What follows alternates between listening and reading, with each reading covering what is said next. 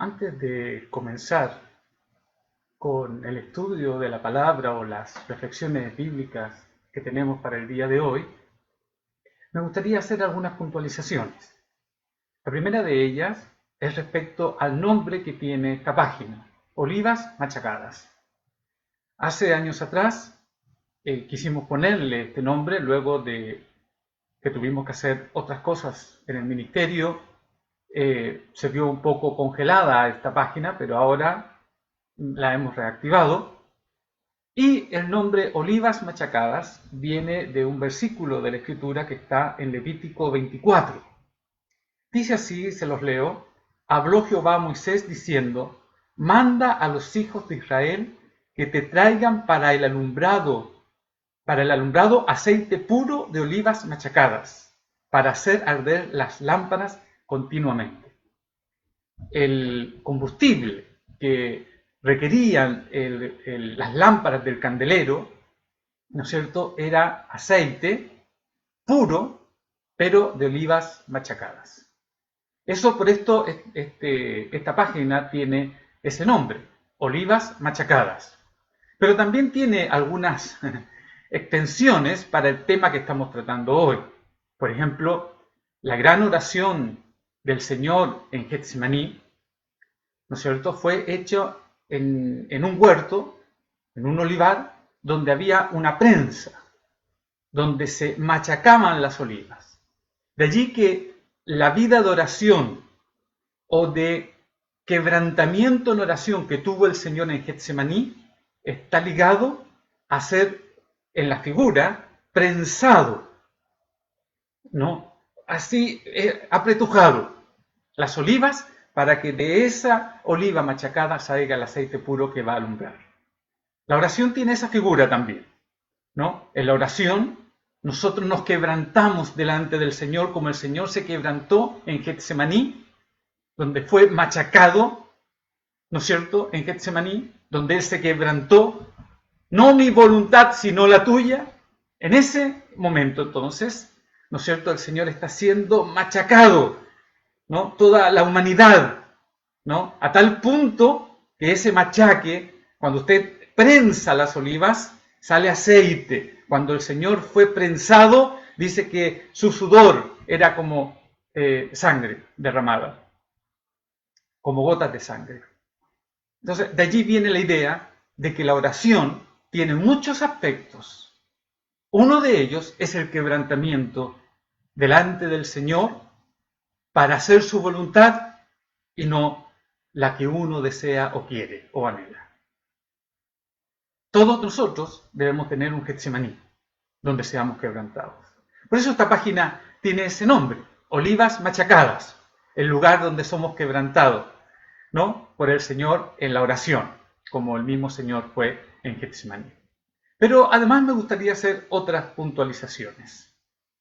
Últimamente he visto varias páginas de iglesias y pastores que hablan a través de esta vía de Facebook. Ha habido un brote enorme de programas y cultos online, sobre todo en Facebook. Se utilizan otras plataformas también, pero especialmente Facebook. Y estoy muy de acuerdo con muchos de ellos y llaman a la iglesia o muchos pastores están consolando a la iglesia y hacen bien, hacen bien. Muchos miembros de iglesia en esta hora necesitan de consuelo. La iglesia está un tanto confundida, los pastores, algunos también.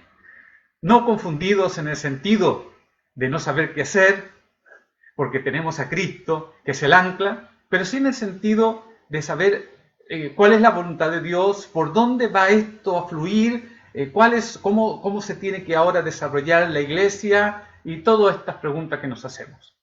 Y muchos pastores y evangelistas están utilizando, ¿no es cierto?, salmos, ¿no? El salmo de moda es el 91, ¿no? Siempre estuvo muy de moda, pero ahora parece que ha tenido un nuevo resurgir y parece que es lo más fácil ir al Salmo 91, que ya en algunos programas atrás un poquito lo analizamos.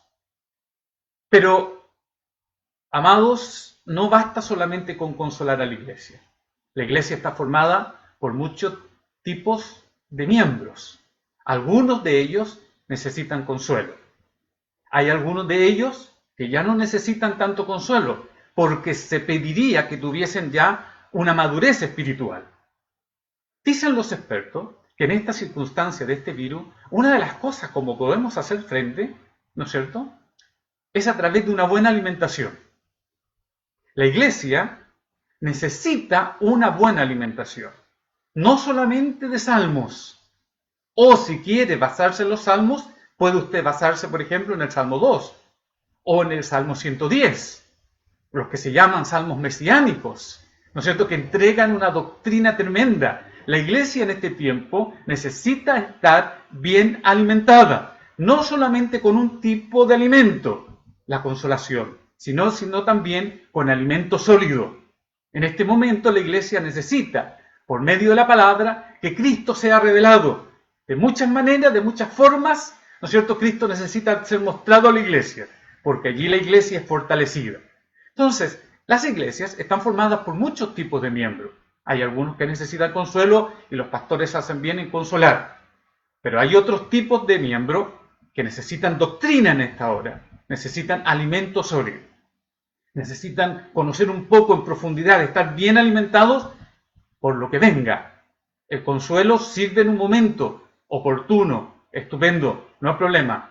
Pero, amados, no quedaros solamente en el consuelo. También está la doctrina, está la teología, está la profundización de la palabra del Señor. En este sentido, Olivas Machacadas, esta página, no llena esa parte de consolación. Pero sí, esta página tiene como objeto la reflexión, ¿no? Si hemos llegado hasta aquí, ¿cómo la iglesia está reaccionando? Si hemos llegado hasta aquí, ¿cómo la iglesia tiene que seguir reaccionando? Y si hemos llegado hasta aquí frente a esta pandemia, esta página me gustaría que fuese para reflexionar qué forma tiene que tomar la iglesia en los años que vienen. Hoy nos tocaría hablar sobre la oración. La oración tiene un aspecto que es emocional también. Hay una suerte de urgencia en la oración y, por cierto, en el ayuno. Esta urgencia por orar proviene de la teología y es muy importante. Mire, les doy un trasfondo histórico a lo que estoy hablando.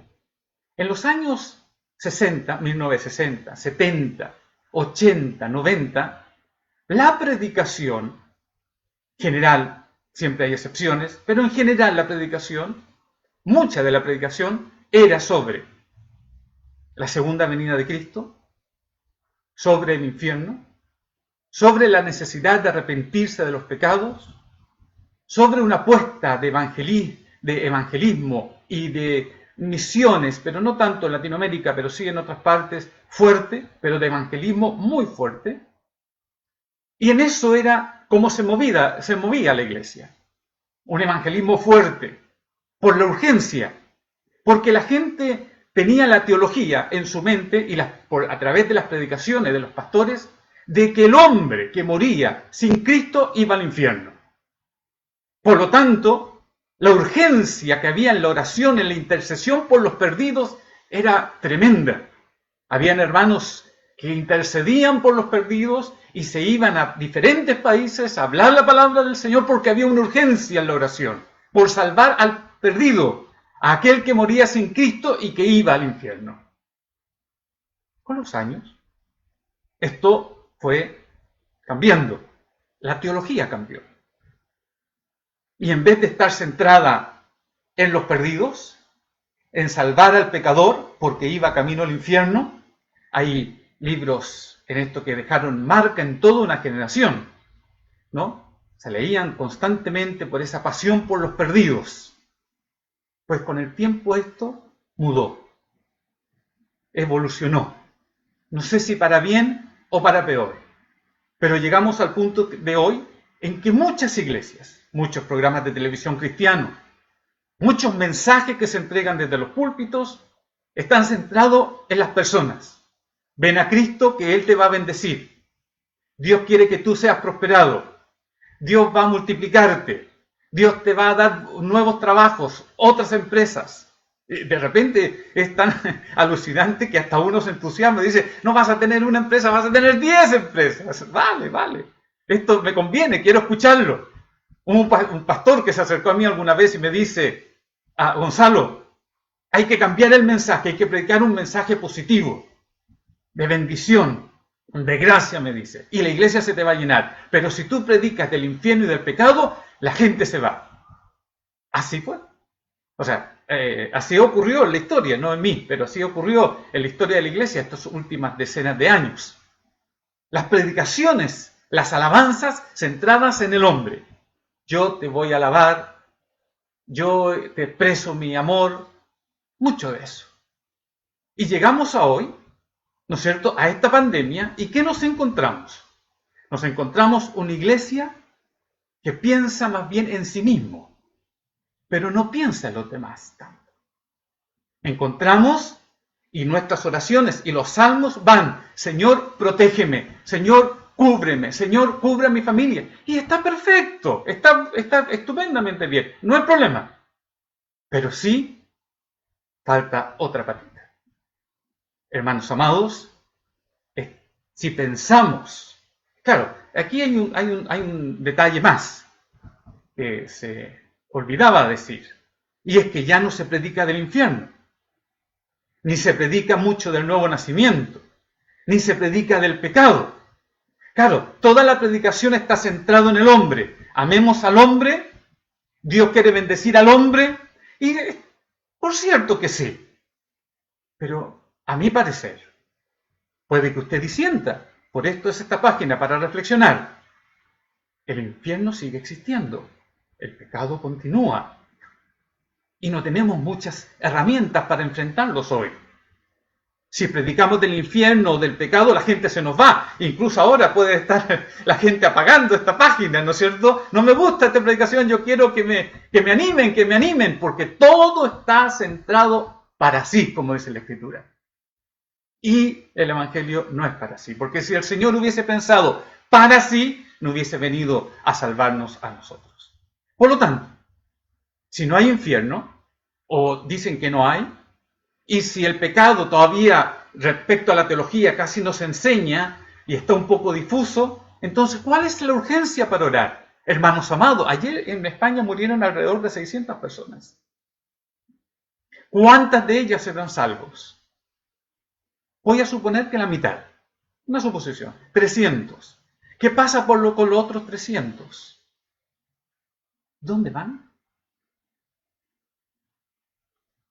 Bueno, podría decir alguien, eso es algo que Dios va a determinar.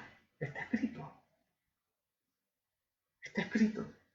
Por eso los últimos años, la teología cambió.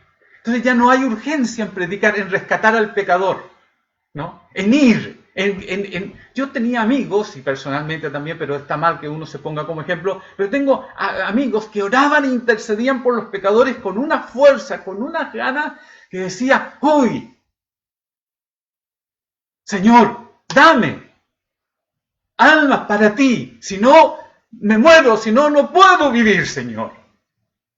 Pero ahora mueren por cientos, y en el mundo por miles a diario a raíz de esta pandemia.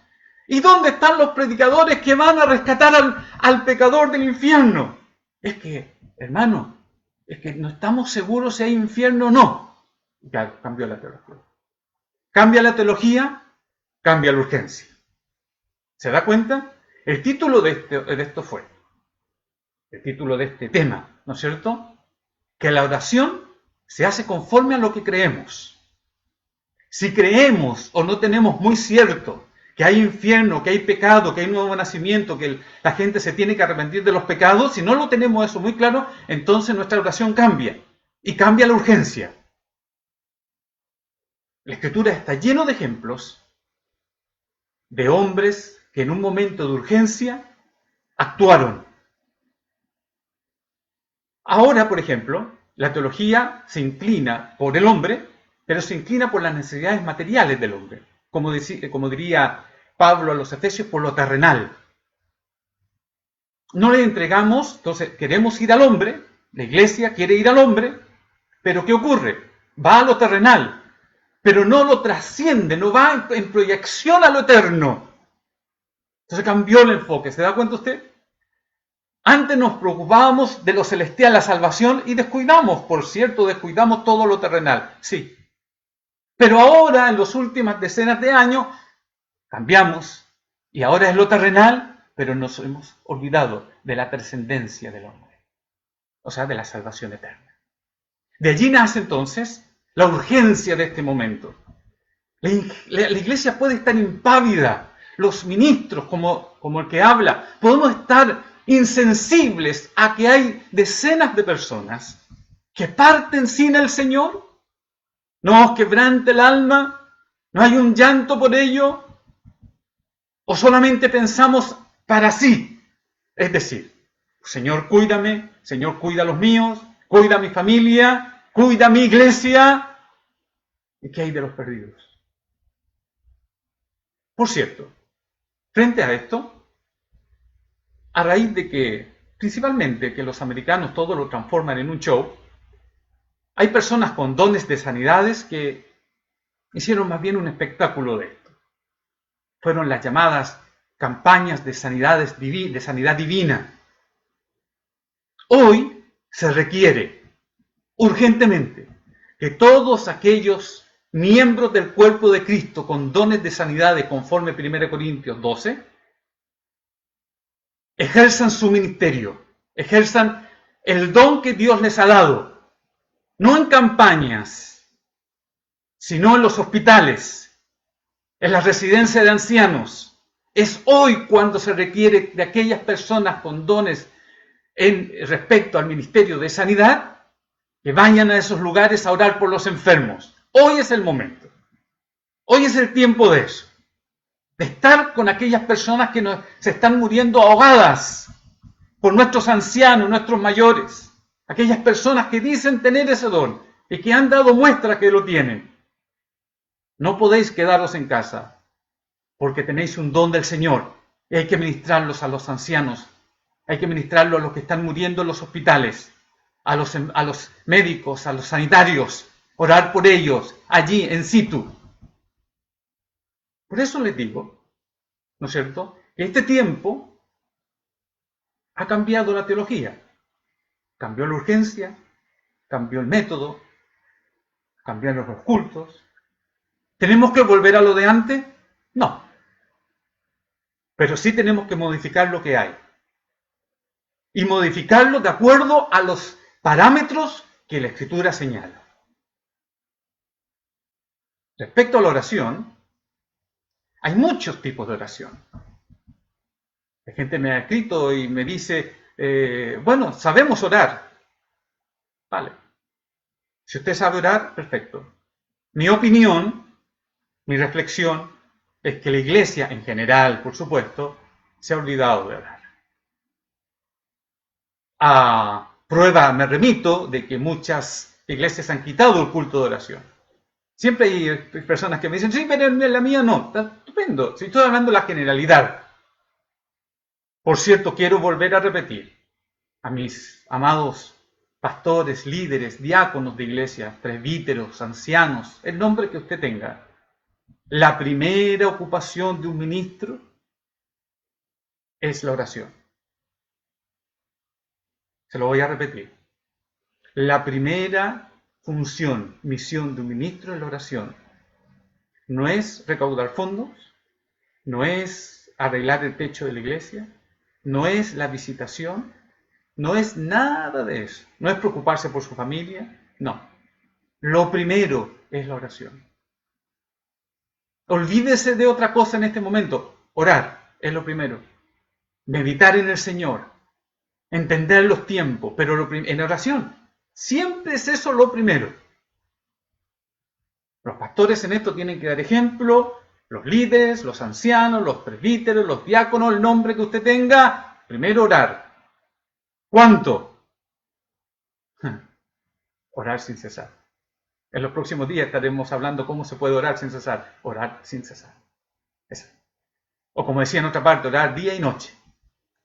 Así. Orar. La oración es una práctica, ¿no es cierto? Una práctica que al principio le va a costar no saber ni qué orar. Pero ahí tiene que estar, aguantar en las rodillas. ¿Por qué en las rodillas? Porque es la muestra. Hay un término en griego que muestra de que es una forma de oración. Sí, hay otras formas de oración. Levantando manos santas también es otra forma de oración. Pero principalmente de rodillas. Ahora bien, postrado, orando. Ahora bien, hay muchos tipos de oración. Hay oración, según Santiago, por ejemplo, en el capítulo 5, usted ve que hay oración cuando se está en aflicción.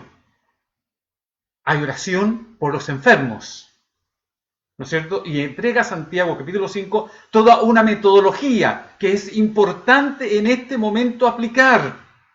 Nosotros no tenemos otra regla de fe y conducta, solamente tenemos la Biblia.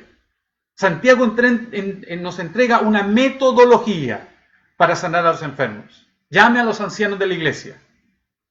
Úngelo con aceite. Hagan una oración de fe, que puede ser hasta un voto de fe, para que ese enfermo sea sanado, incluso de este virus. Gonzalo, ¿tú crees que Dios es poderoso para parar esta pandemia y para sanar a una persona de coronavirus? ¿Qué quiere que le diga? Por supuesto.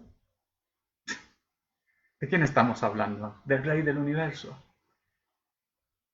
Por supuesto. Hay oración también unos por otros, intercesión, ahí en Santiago. Y hay la oración de Elías, que le podríamos llamar, que es la oración eficaz. La oración es más compleja, ¿no? No es tan sencillo. ¿Cómo hemos de pedir como conviene? No sabemos, pero el Espíritu intercede por nosotros con gemidos indecibles, dice Romanos capítulo 8. Esta oración de Elías, la oración eficaz, es muy parecido a este versículo que le he recitado hoy de Romanos capítulo 8. Es la acción que viene de Dios hacia el hombre y que produce en el hombre una oración que tiene que ver con su voluntad. No es una oración cualquiera, porque no todos los hombres pueden orar y cerrar los cielos. Por lo tanto, no es una oración cualquiera, hermano amado, amigo. Es otro tipo de oración. Y es la oración que ahora hace falta para parar esta pandemia. Y esta oración se desconoce mucho, porque ahora es tiempo de enseñar este tipo de oración. Y esta oración no viene de la noche a la mañana. No es que, hermano, nos vamos a juntar a orar y vamos a parar este virus. No, no es así. Se requiere de una correcta teología, de una correcta cristología, de una correcta conocer los tiempos y de una correcta disposición, quebrantado ante el Señor, en la presencia del Señor, para que el Espíritu Santo obre en tu corazón. La oración, primero la oración se forma en tu alma y luego se expresa. Pero primero el Espíritu de Dios tiene que estar allí en tu alma, sellar tu alma con esta oración. Entonces, la oración tiene una urgencia, pero la urgencia va a estar determinada por tu teología. Si tú piensas que no hay infierno o que no hay pecado y que no es tan importante lo trascendente, lo eterno, lo celestial como lo terreno, tendrás un tipo de oración. Si para ti la oración, la teología te indica que sí hay infierno y que el pecador que no conoce a Cristo va a ese lugar de condenación, tu urgencia va a cambiar. La verdad es que estaríamos todos en este momento muy quebrantados, como estuvo el Señor en Getsemaní. Todos en este momento seríamos como olivas machacadas, que necesitamos quebrantarnos para que la lámpara tenga luz para alumbrar en este lugar oscuro. Dios le bendiga. Espero ser de ayuda en esta pequeña reflexión. En las próximas semanas vamos a estar grabando unos vídeos. Los vamos a poner en nuestra página de nuestro canal de YouTube. Me dicen, dile a la gente que se suscriba. Bueno, suscríbase. Así me dicen mis asesores, que son mi familia, ¿no? Y Espero que apoye esta página, que la comparta si usted la encuentra que es necesaria y reciba la bendición del Señor, que el Señor nos dé luz. Recuerde cómo oraba el apóstol Pablo. Danos espíritu de revelación, decía él, Efesios, capítulo 1. Danos espíritu de revelación. ¿Qué significa eso? Fíjese la oración. Por favor, vaya al libro de Efesios y vea cómo oraba el apóstol Pablo, que hasta el día de hoy no entendemos sus oraciones. La profundidad de la oración del apóstol Pablo en el libro de Efesios.